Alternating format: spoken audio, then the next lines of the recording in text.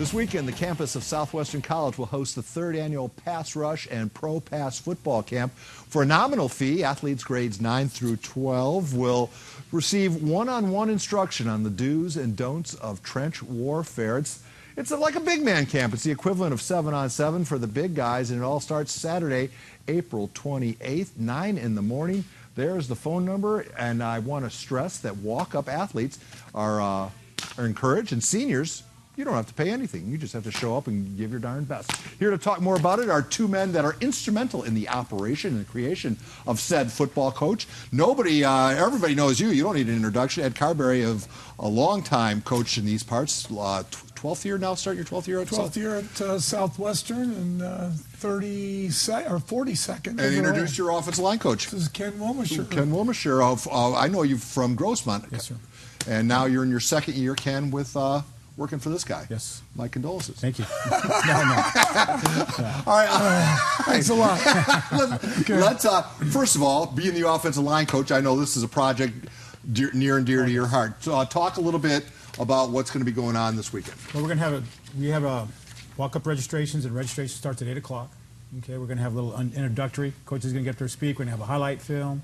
We're going to have a tour of our facilities. We have great facilities. Then we're going to go down to the field, and we're going to have a little bit of fun. Can't take kids to the ground, but it's still, whenever you have a collection of athletes together, it always becomes a competitive situation, yes, right? Very competitive. And speak to that a little bit. Take us through the day. Well, we're going to start with our agilities, our stretch, dynamic stretch, go into agilities.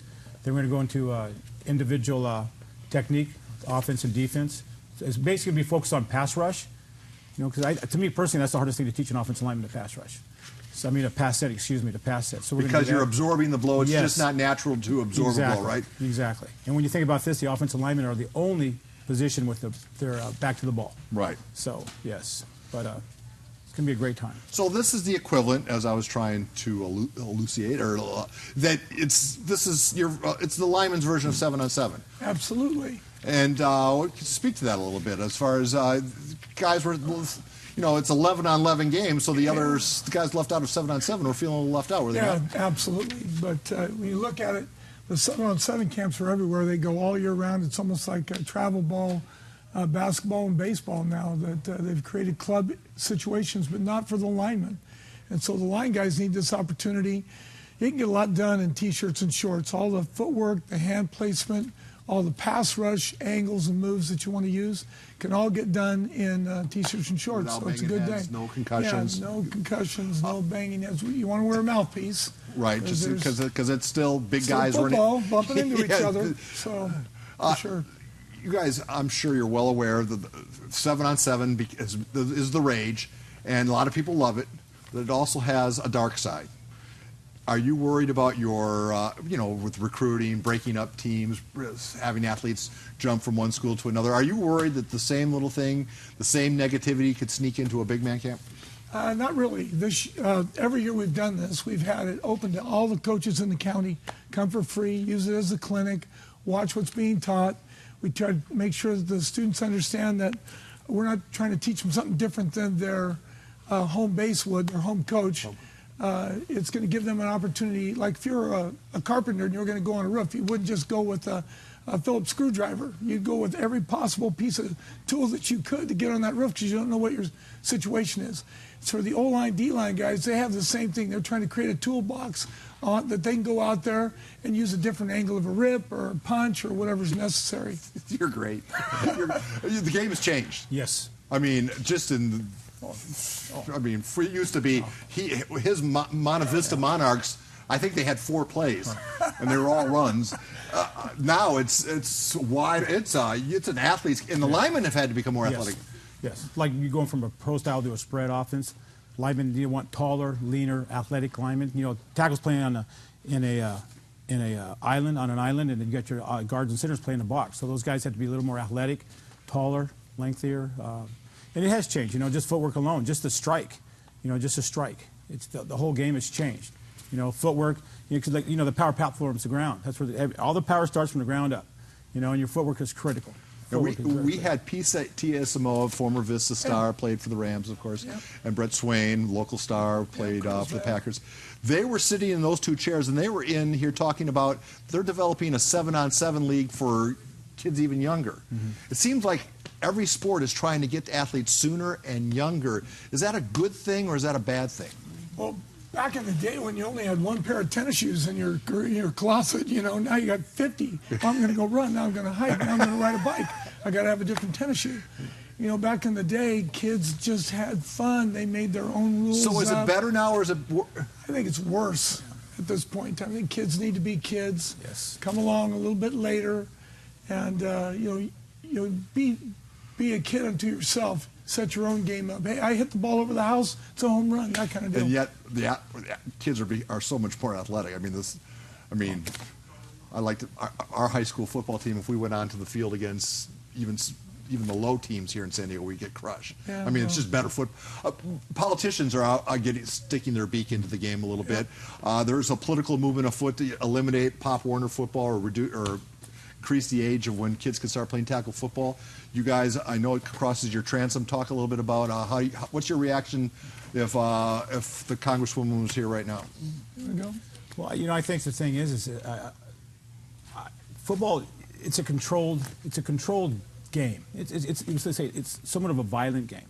But I think at that level, the coaching has gotten better over the years, and I think the kids are learning more. I think they're doing a better job of safety. They have the concussion protocol they have to go through now. So I think I would hate to see it because it'll be tough. I hate to see kids lose that because I think football, when I was growing up, it was a great experience, great bonding experience. And I would hate to see it. I would hate to see it start. And I think that would affect the high schools because get to the high school level, then the kids aren't as quite as ready. Especially when you're competing with, right. other states. CIF today announced the statewide thing that they've signed a partnership with Zenith LCC helmets, a quality helmet. Yeah, they're going to try to make them available to schools at an affordable price. To me, one of the solutions to making the sport safer is just in the quality of football helmet, or am I being lit a pipe dream? No, there's a handful of businesses that are making those helmets, because it's such a I don't want to use the word dangerous, but it's a situation where you can come up on the wrong end of a lawsuit no matter what. And so when you go to clinics, there's usually 5 or 6 different companies that are showing their helmets. And our particular situation, our athletic director, Jim Spillers, he wants to let that product go out there on the market for a few years, and let's see how it works before we step into it. Yeah. Rick is going to do a story on an athlete that you guys both know about, Luis Perez, who was a heck of a bowler, turned out to be a pretty good quarterback. Could you tell the story a little quickly about, because Rick's going to run the story Sunday. He ran a bit last night, but I think the main event is going to be Sunday. Tell us about what an exceptional young man he is. Well, he's married, and he's very mature, very stable, and a great leader. He came to Southwestern out of Otay Ranch High School. He had never really played much football. They tried to put him at receiver. He wasn't very fast. In our game days, when he was a sophomore, the last thing my wife would tell me when we were going out the door on game day was, don't let Luis run the ball. So to make sure that wasn't going to happen. But he came out there. He'd only played Madden football, but he had this desire to be this guy and that was going to be a quarterback in college. And so he came out and played for us his freshman year.